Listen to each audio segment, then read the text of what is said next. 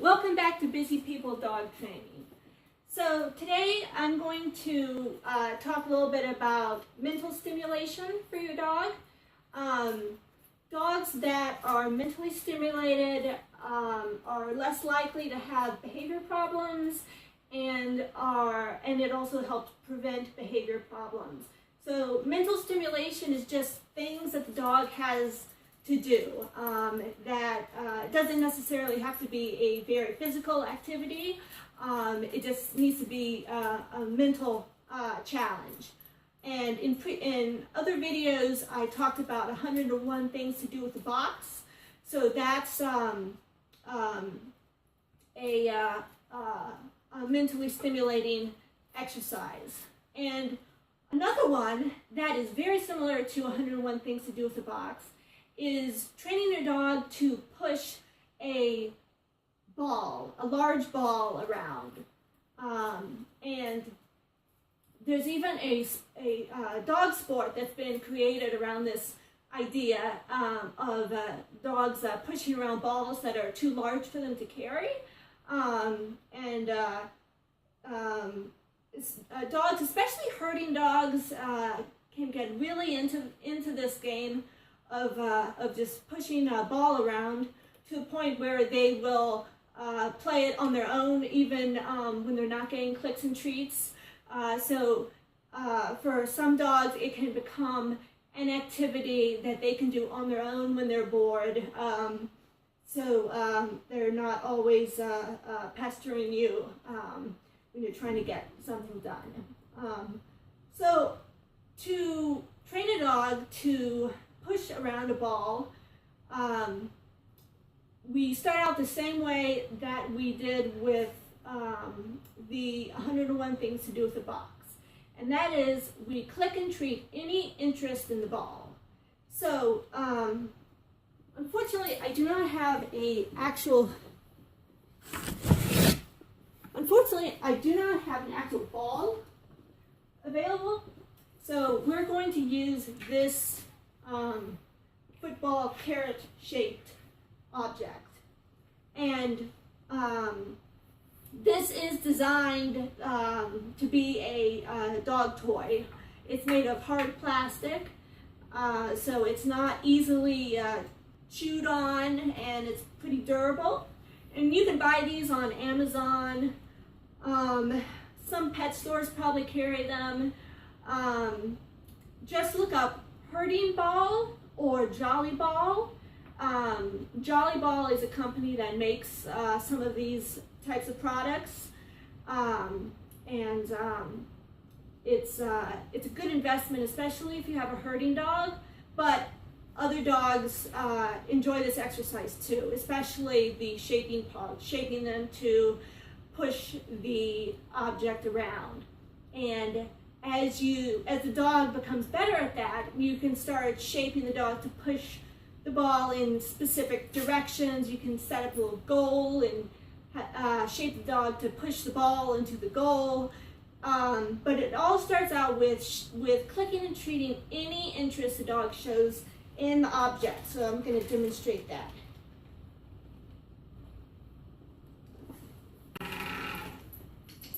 She looked at it and sniffed it. Sniffed it again. Pawed it.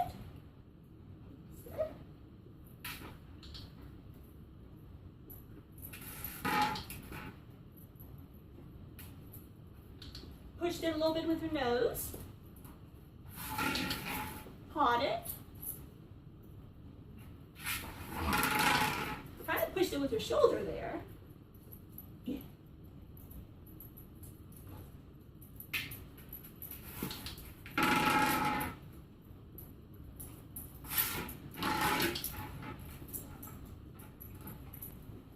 And once the dog is showing consistent interest in the object, you start clicking and treating only when they actually make contact with the object.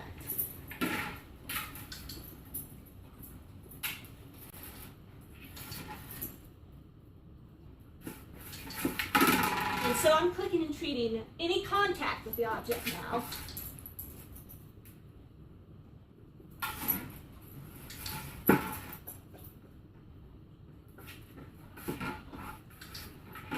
where she uses her paws or her nose.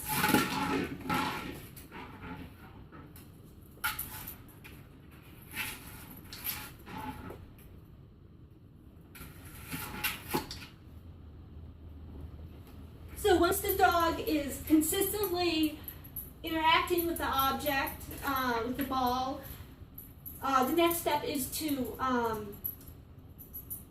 click and treat extended interaction with the ball, or click and treat them pushing or pawing at the ball for longer periods of time. So we want to increase the duration that they interact with the ball before they get the click and treat. And we want to make this increase in duration very gradual, step by step, so the dog doesn't become frustrated.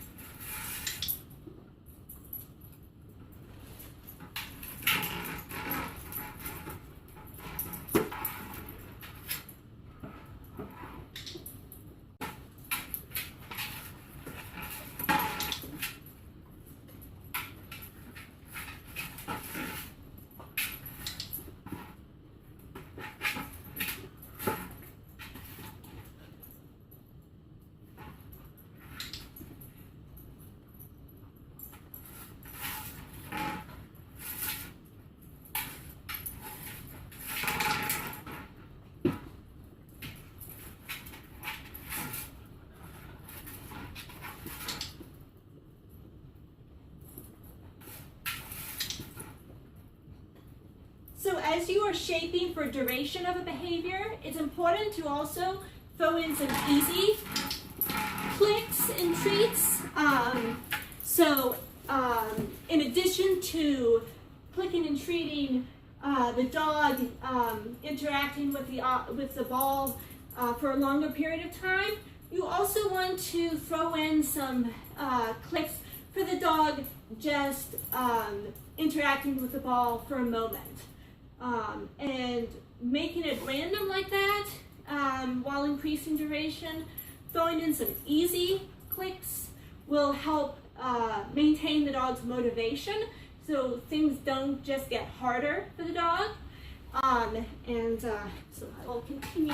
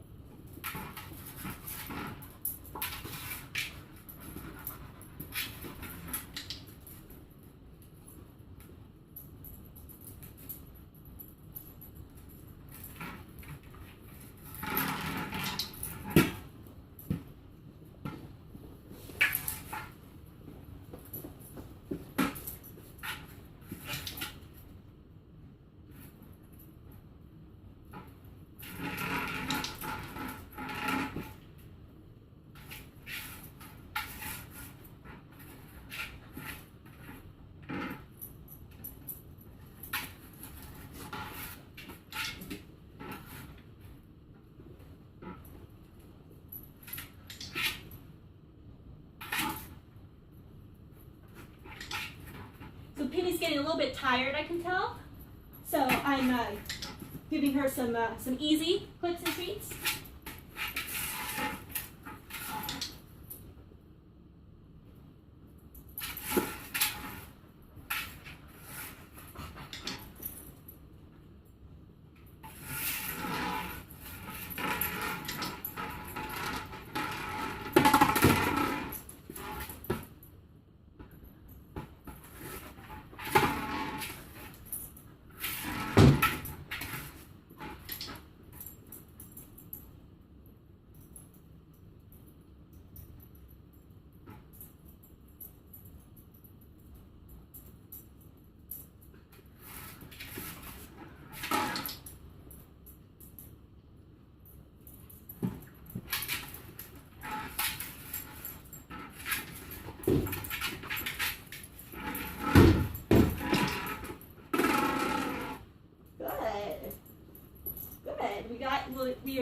gets more duration of interacting with the object.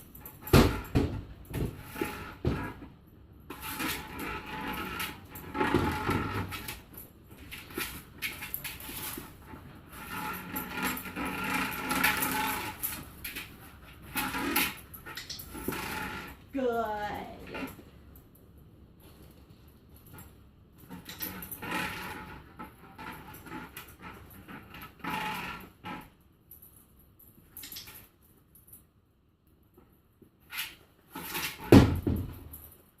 So here again, I'm throwing in some easy ones to help maintain her motivation. Now I'm going to wait and see if she will interact with the ball for a more extended period of time.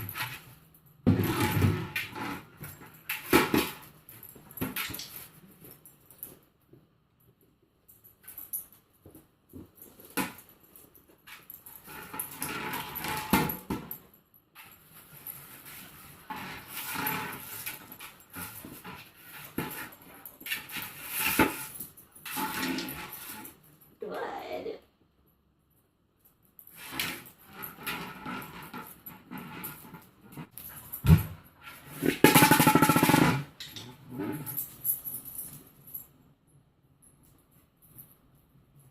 So once you've got a little duration going, you can start shaping the dog to push the ball in different directions. One goal you can have is clicking and treating the dog whenever they push the ball towards you until they are essentially retrieving the ball, pushing the ball all the way towards you. And to shape that, you just click and treat whenever the ball is moved in your direction, even if it's just a little bit.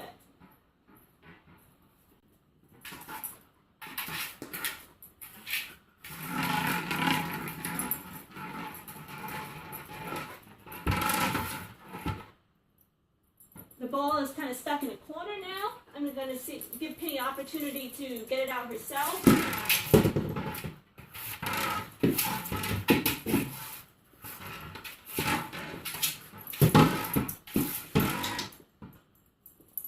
Okay, I'm going to bring it out. She's having trouble.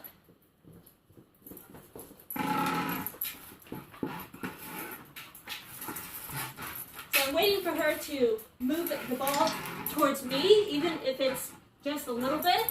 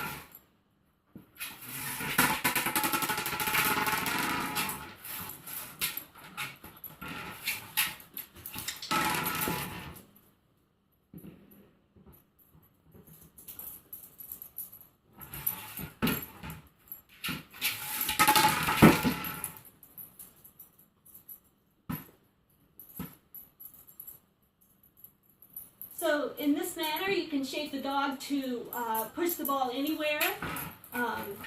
Like I said before, you can set up a little goal and have your dog push the ball into a goal.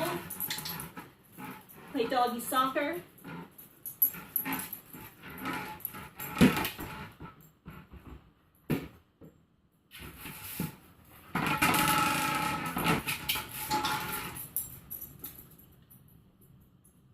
And right now I'm shaping Penny to bring the ball to me, to push it in my direction.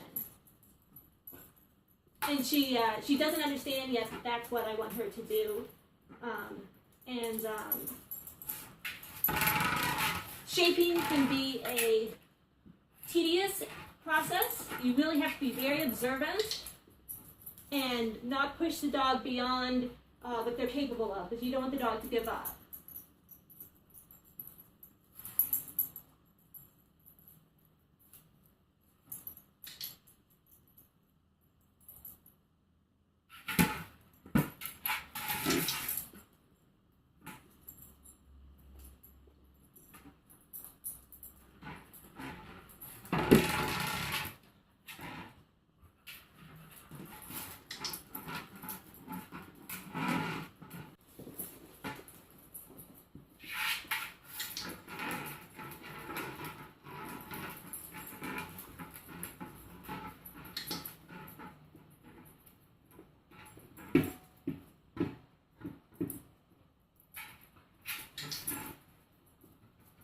And end with some easy clicks and treats.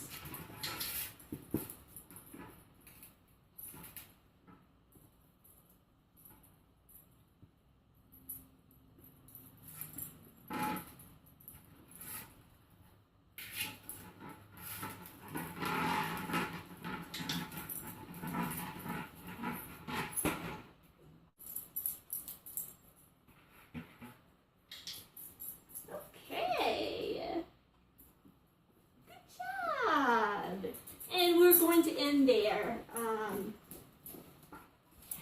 So this is another game that, like 101 Things to Do with the Box, it develops your skills as a trainer, your observation, your timing, your ability to shape behavior, and it gives the dog mental stimulation, improves their cognitive abilities, and wears them out mentally, so they are less apt to engage in inappropriate behavior like jumping up and excessive barking. Wearing your dog out mentally, giving them mental stimulation and mental exercise is just as important as giving them physical exercise. So thanks for watching. If you have any questions, please email me. Have a good day.